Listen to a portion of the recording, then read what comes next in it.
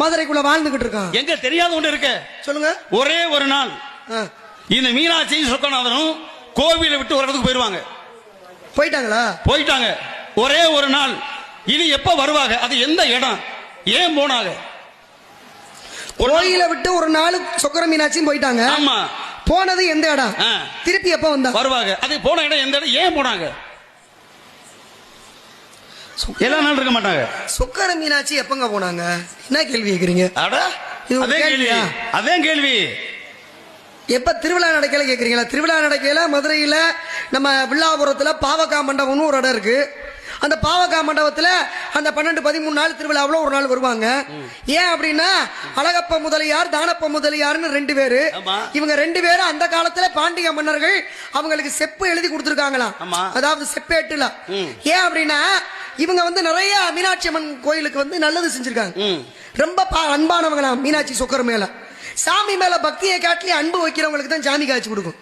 பக்தின்றது அன்புன்றது அதை தாண்டினது, பக்தியை தாண்டினது அன்பு. அப்ப அந்த அன்பா அடைக்கும் தாள். அப்ப அந்த அன்பா இருந்ததுனால பாண்டிய மன்னர்கள் என்ன பண்ணாங்களா, எங்க ஊருக்கு ஒரு நாள் சொக்கர மீனாட்சிங்க திருவிழா அப்ப வரணும் அப்படின்னு போது அந்த பக்கம் பூரா வில்வ மரமா இருந்துச்சான். அதனாலதான் வில்வ மரக்காடு வில்வபுரம் அப்படின்னு இருந்தத மருவி மதுரைக்கு பக்கத்துல வில்லாபுரம் அப்படின்னு பேர் வந்துச்சு அப்படின்னு கதை உண்டு. இல்ல மீனாட்சி சொக்கரை பாக்குறதுக்கு பாவக்காய் விற்க போனாங்க, அதனால விற்காம போனதுனால வில்லாபுரம் காய்கறி அப்படின்னு நாட்டு கதை ஒண்ணு சொல்வது உண்டு. அதை கடந்து கூட நீங்க சொன்னது மாதிரி அதையும் கடந்து போனா சிந்தாமணி பகுதியின் ஒரு பகுதி இருக்கிறது, சாமணத்தம் ஒரு படம் இருக்கு. அந்த இடத்துல கதிரறுப்பு திருவிழா ஒன்று நடக்கும். இப்படி போற விஷயங்கள்லாம் வேற, அது வேற. மொத்தத்துல அந்த வில்லாபுரம் என்று சொல்லக்கூடிய இடம் வில்வ மரங்கள் நிறைந்த புறம், அதனால வில்வபுரம்னு சொன்னதை மருவி வில்லாபுரம் அப்படின்னு சொல்றாங்க.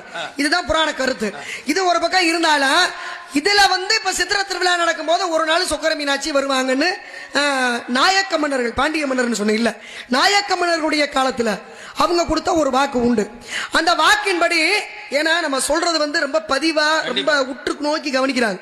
அப்படின் போது அந்த சிறு வார்த்தைகள் தப்பா போனாலும் எல்லாமே தப்பா போகுது. இன்னொரு விஷயம் மேற்கொண்டு ஒரு விஷயம், யதார்த்தமா இன்னைக்கு நான் அகரத்து பட்டியல நாங்க பேரானங்கள் பேசிட்டு போறது வேற. ஆனா இதுக்கு நாளைக்கு அச்சாட்சி ஆதாரமா இந்த 4 பேர் இங்க ஊடக வரது இருக்கு. நாளைக்கு ஏதாவது ஒரு வார்த்தை தவறிட்டாலும் இதுல தெரிஞ்சு போயிடும். சரியாவே சொல்லிக்கிட்டு இருக்கான், அவ்வளவு கண்டுபிடிச்சு 1க்கு 3 தடவை அந்த விஷயம் சரியானு பார்த்து பேசுறதுலயே ஏதாவது ஒண்ணு கிளப்பி விட்டுக்கிட்டு இருக்காங்க. இதுல வார்த்தைகள் மாறும்போது அது ரொம்ப தப்பாயிரும்ல, அதுக்காக சொல்றது, வேற ஒண்ணும் இல்ல. ஏன்னா இவங்களும் பார்க்கணும், அந்த காணொலிகளும் நிறைய பேர் பாக்குறாங்க.